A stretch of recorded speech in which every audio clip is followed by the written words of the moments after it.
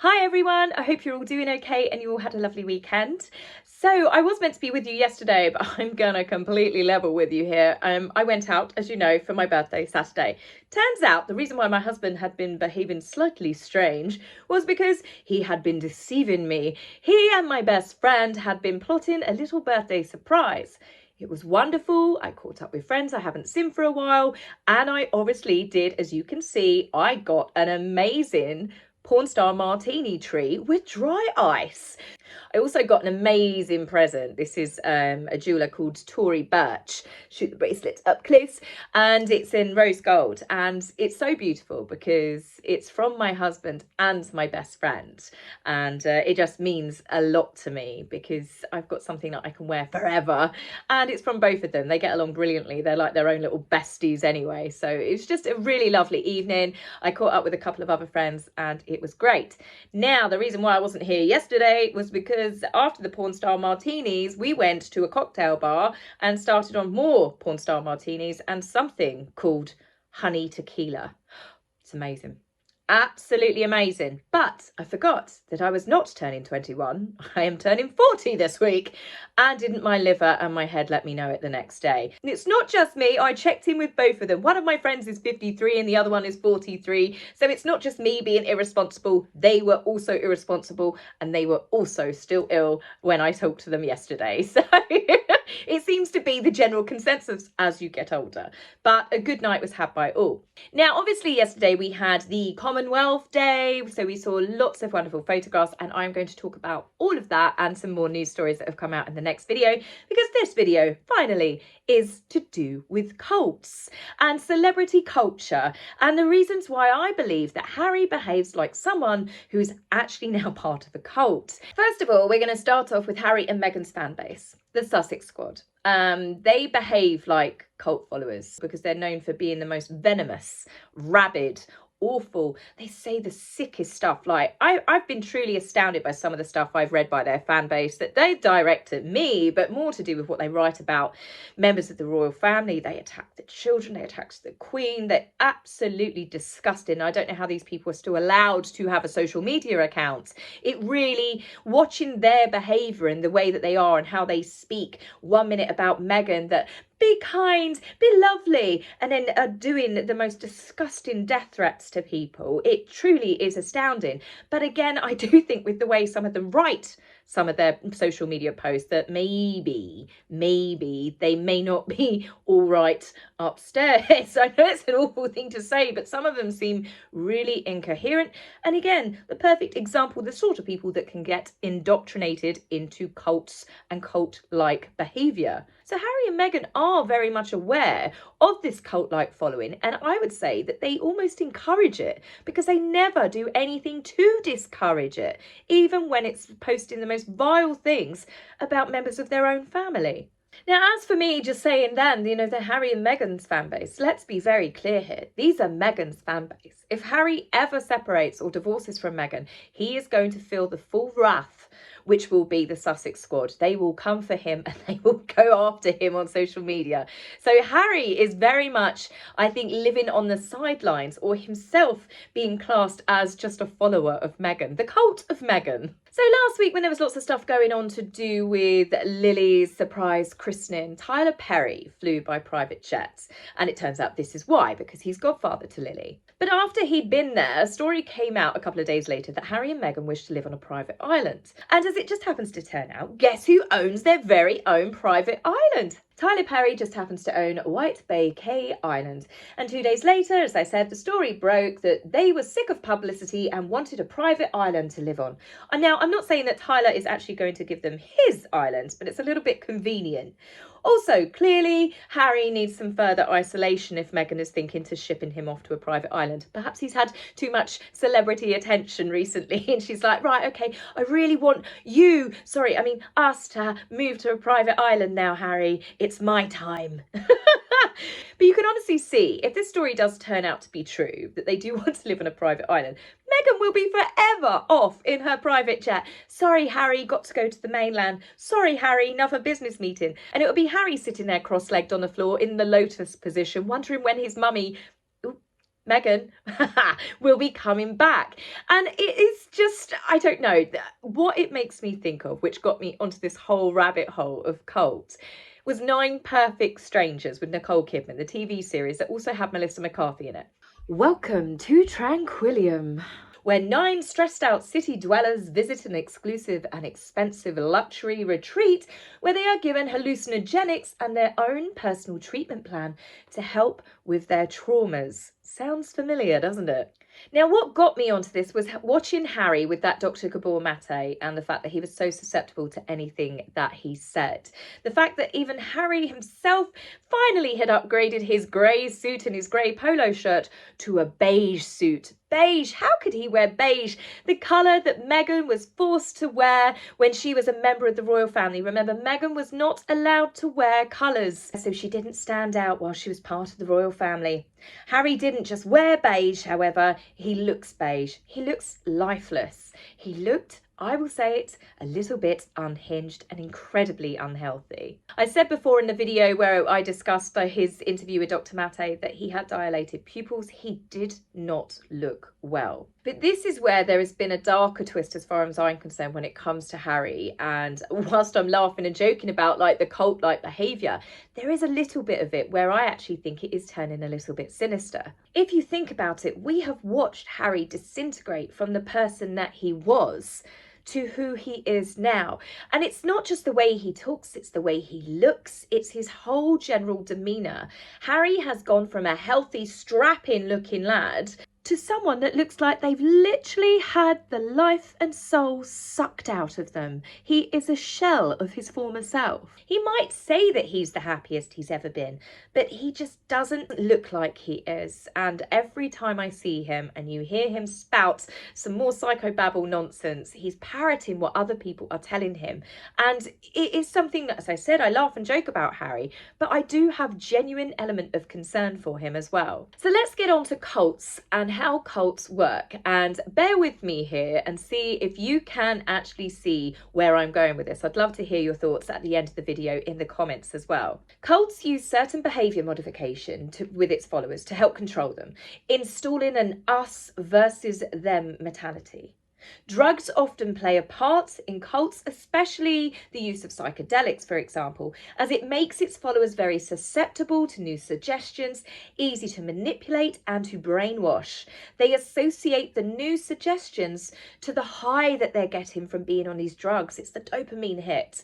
So they think that everything that they are saying or what they're being taught, their brain is now associating it with feelings of euphoria. So they think, oh, this must be right. But it's actually the drugs stimulating a certain part of their brain. Now, to back this up, look at the way Harry has worded himself when it came to drugs recently in his interviews.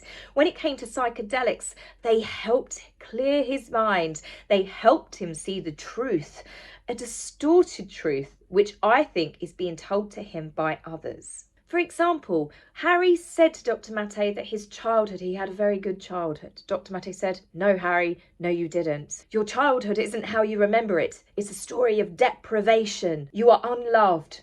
And like a good follower, he just nodded and agreed. Yet a few seconds before, he was saying something different. He didn't once stop to question what Dr. Mate meant. Nor did he turn around and say, well, actually, that's not quite true. He just went along, as I said before, like a nodding dog, a compliant child. Now, how many times have you read stories about families when they've spoken about their children, their friends, their loved ones that have got indoctrinated into a cult? They say that they have become totally different people. They have completely distorted realities, memories, complete fantasies of what their life was like before. Everything has been rewritten and they believe it. New recruits, they are love bombed. We saw this with Meghan and with Harry. Look at the way she looked at him at every engagement. Constantly being flattered, seduced, complimented, made to feel special, adored, admired. These are all words that people that have got indoctrinated, they remember how they were made to feel so special. Look at the way she used to look at Harry like he was the absolute god in her world. Like many people have spoken out before, this is definitely something that narcissists do. They will love bomb you and make you feel that you are the most special person in their entire universe. and it's all to do with manipulation. Now, mostly as it comes out, what I was reading about cults is they go for people with low self-esteem. The reason being is it's very easy to manipulate people with low self-esteem.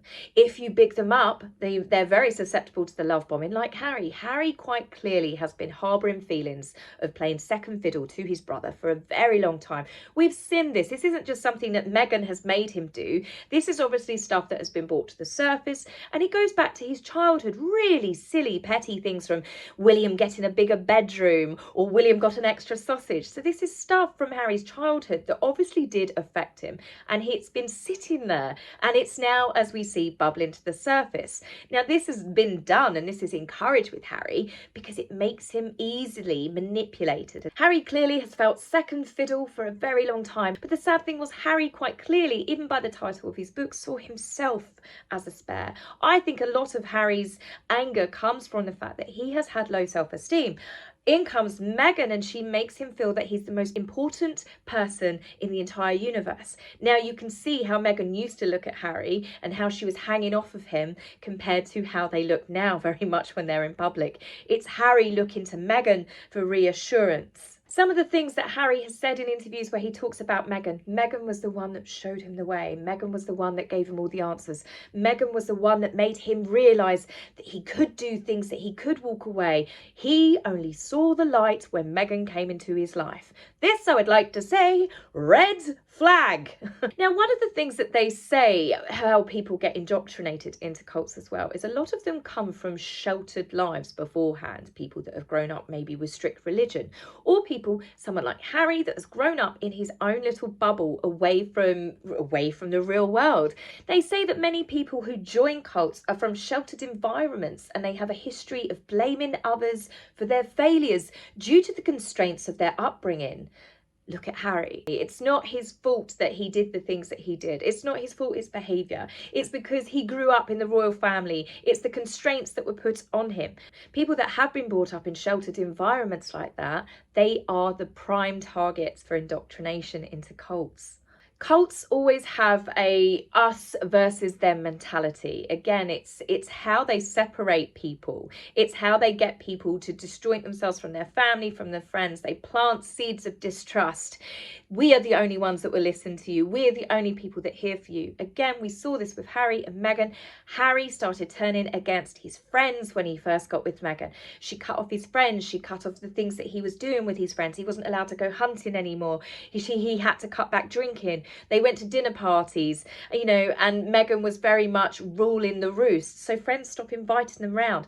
It's very cunning how people like this work. They plant little seeds of doubt in your head about everything. And before you know it, you've cut off everyone around you, anyone that can talk some sense into you. Another huge tactic for cult indoctrination is increasing someone's paranoia. They use a person's weaknesses. We've seen this with Meghan. We saw it play out when she was in the car with the security. These are the photographs from it.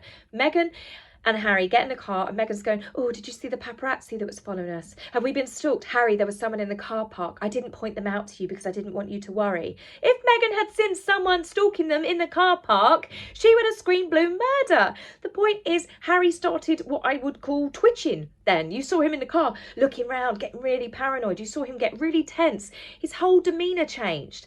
I don't think Harry is faking that for the camera. I think Harry's paranoia absolutely all stems from Meghan feeding into his weaknesses and his upset and his distrust over everything that happened to his mother. This is why I believe Meghan has somewhat taken on the mothering role, dressed like Diana, wore perfume like Diana, and it's all to twist that boy's noodle.